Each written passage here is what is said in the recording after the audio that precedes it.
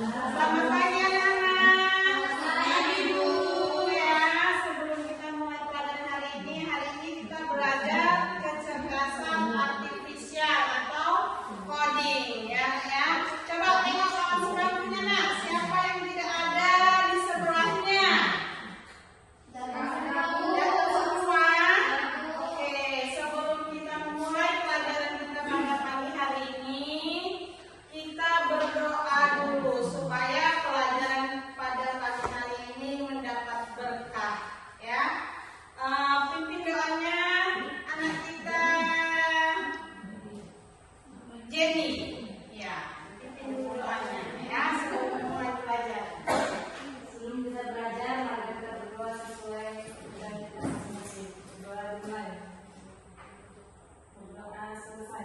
Oke ya, kita sudah berdoa dan untuk selanjutnya supaya rasa persatuan di hati kita semakin erat dan kita cinta terhadap tanah air, mari kita menyanyikan lagu dari Sabang sampai Merauke.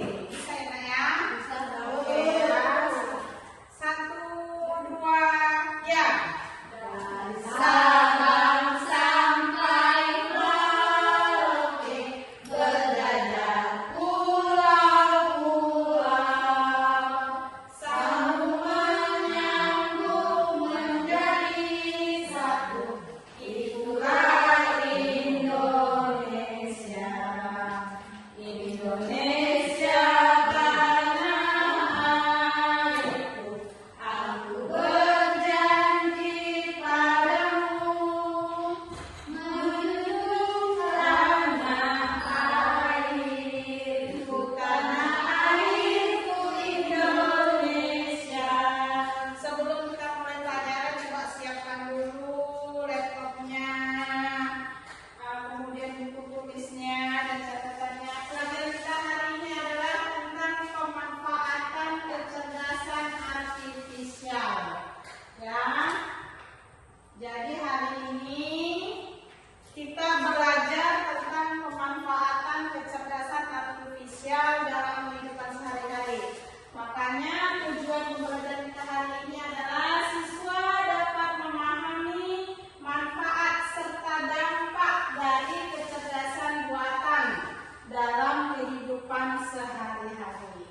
Coba di sini Ibu mau tanya sebelum kita lanjutkan lagi. Anak-anak kita siapa yang hobinya main game? Siapa yang hobinya main game? Game online, ayo Free Fire. Mobile Legends, pasti semua suka ya nak ya? Itu kenapa? Kita lihat di game itu. Yang pertama kita lihat dulu main game. Kita suruh lompat, dia lompat. Suruh lari, dia lari. Kita suruh tembak, dia tembak, ya kan? Kita suruh apa lagi? Jungkir balik tuh mau dia jungkir balik. Di sini itu kita bisa melihat kenapa bisa seperti itu nak. Ayo, coba bisa kita simpulkan. Jadi main game ini bukan anak-anak aja ya kan nak? Ayah-ayah kita pun di rumah suka main game ya kan? Jadi di sini kecerdasan artifisial itu tadi AI tadi yang mengendalikan komputer. Jadi komputer itu bisa melakukan yang kita perintahkan. Di sini kita kembali lagi di pelajaran kita yang lalu, kita belajar tentang konsep dasar kecerdasan artifisial, ya kan? Coba diingat apa itu AI atau apa? Siapa yang ingat apa itu AI? Pelajaran kita minggu yang lalu, kecerdasan artifisial adalah teknologi yang memerintahkan komputer supaya dapat berpikir seperti manusia. Ya, jadi itu dia teknologi yang dapat memerintahkan komputer supaya berpikir seperti manusia. Kalau di rumah selain main game, teknologi apa yang kita pakai? Kita suruh begini mau,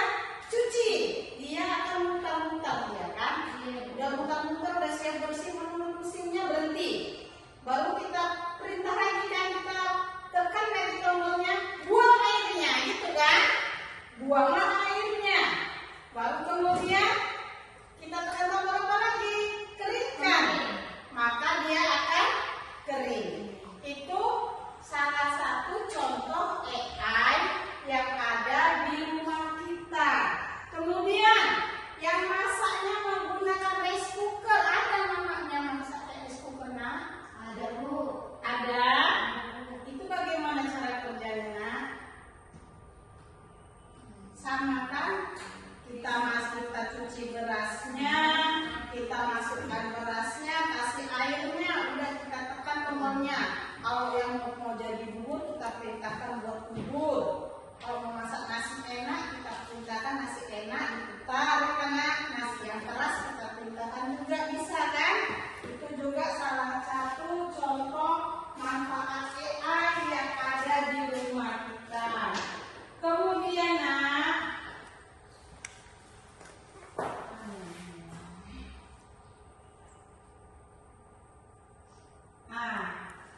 kita di dunia pendidikan kita perlu AI. Perlu bidang pendidikan. Contohnya misalnya kita tidak tahu ya inilah, kalau kamu ada PR di rumah, ada yang pakai HP nggak mengerjakan PR? Ada. Ada. Apa yang kalian tanya di situ? Google. Tugas yang diberikan oleh ibu, ya, tugas yang diberikan oleh guru. Kalau sudah kita tanya mamanya nggak tahu, kita tanya kakaknya nggak tahu, kita tanya siapa? Google ya kan? Nah, apa pertanyaan kira-kira yang kamu tanyakan di situ? Tentang pelajaran. Jadi kamu boleh buka handphone itu. Yang pertama tentang pelajaran, ya kan? Terus kemudian kalau kita bepergian jauh, kita nggak tahu tempatnya, kita pakai Google Maps. Siap, kita pakai Google Maps itu juga itu bidang transportasi. Kemudian komunikasi bisa pakai AI juga kan? Bisa. Contohnya komunikasi. Itu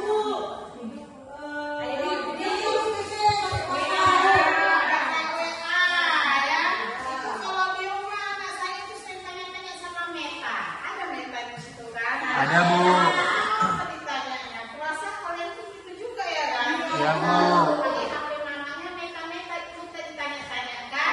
Juga contoh dari penggunaan AI yang ada di rumah. Jadi gini nak, ibu udah sebutkan manfaatnya tadi, ya kan?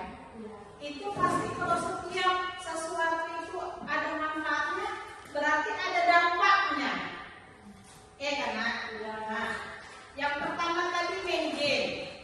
Manfaatnya kita hatinya senang, bikin penasaran, apalagi kira-kira dampaknya apa?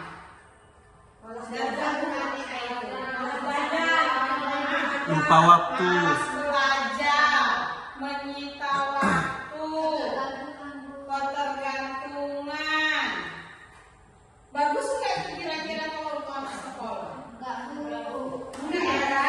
Kemudian untuk bidang komunikasi tadi, apakah semua berita yang disampaikan itu benar? Betul. Ada berita hoax, ya kan? Ada berita yang nggak benar. Kadang video itu punya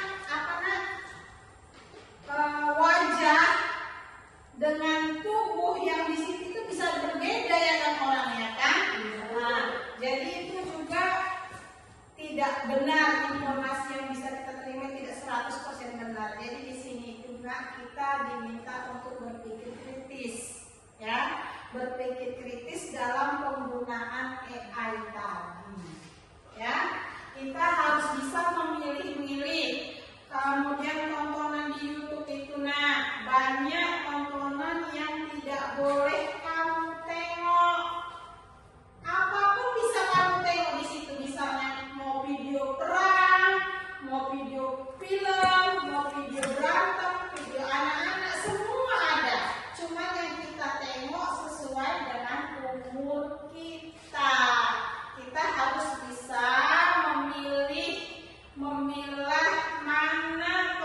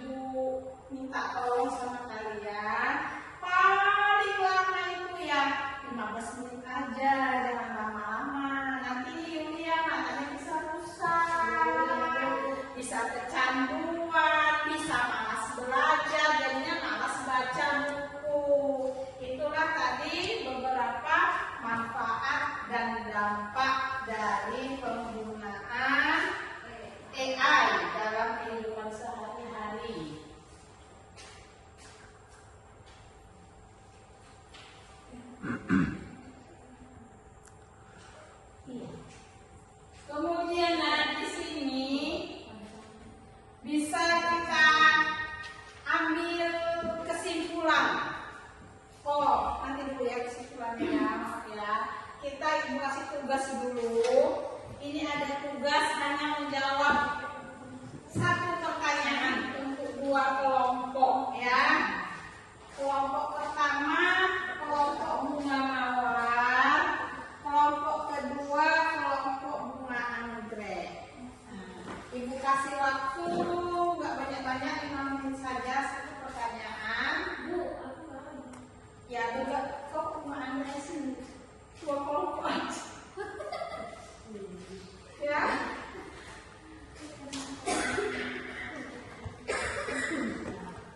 Nanti kita presentasikan ke depan. Nanti setelah presentasi baru Ibu buat kesimpulan pelajaran kita hari ini ya Kak ya.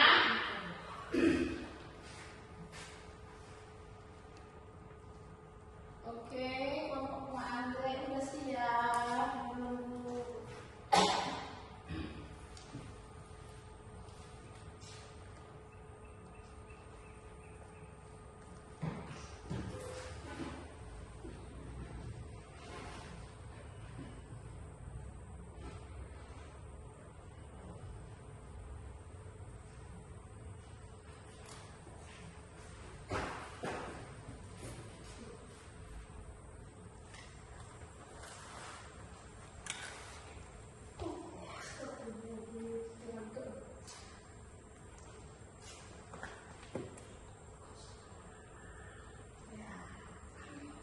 Udah siap nak? Oke ya, kelompok anggrek dulu ke depan sayang.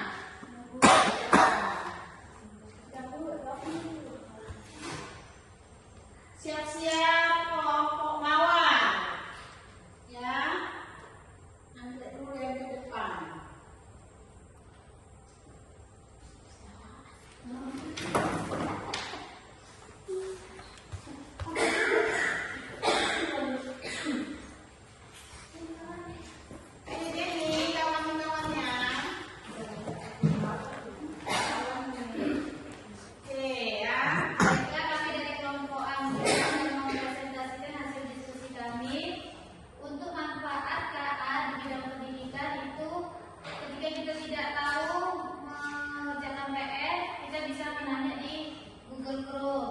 Kemudian dampak negatifnya, kalau kita bosen mengerjakan PR tadi kita terus beralih-alih main game. Dampak negatifnya kalau main gamenya terlalu larut tidak bagus untuk kami Bu. Kemudian di bidang transportasi dampak positifnya itu penunjuk arah, yaitu menggunakan Google Maps. Negatifnya dari Google Maps ini mungkin bisa juga penunjuk arahnya nyasar Bu, nggak benar. Kemudian untuk komunikasi dampak positifnya kita bisa video call dengan keluarga yang jauh. Kemudian dampak negatifnya ada info-info hoax. Oke, kita kasih tepuk tangan dulu untuk kelompok ya. Oke, lanjut kelompok mawar.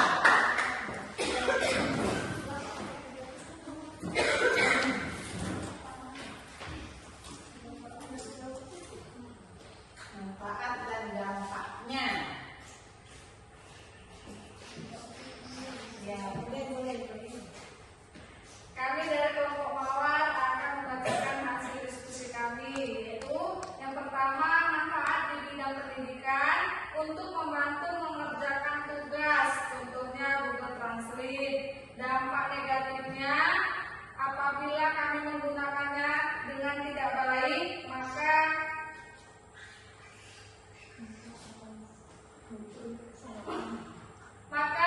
akan muncul kesalahan tidak sesuai dengan harapan. Baru yang kedua yaitu di bidang transportasi, manfaatnya untuk membantu kita sampai tujuan tanpa tersesat. Dampaknya apabila kita tidak menggunakan dengan baik, maka kita akan jalan-jalan di tempat. Yang ketiga, komunikasi, yaitu manfaatnya untuk membantu saling tanya kabar dengan jarak jauh.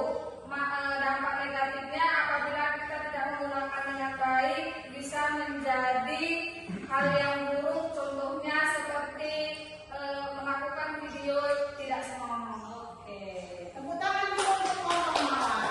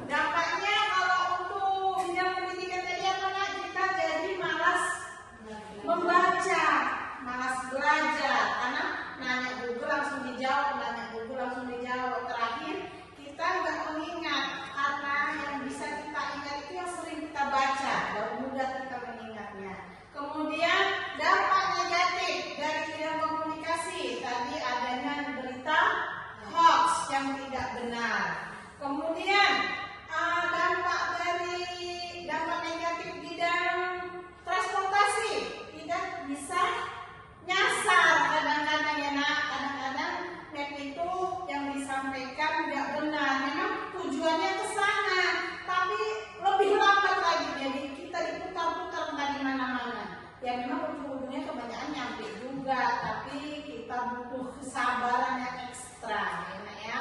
Kemudian dampak negatifnya selanjutnya, kalau semua sudah menggunakan robot, otomatis penggunaan tenaga manusia akan berkurang.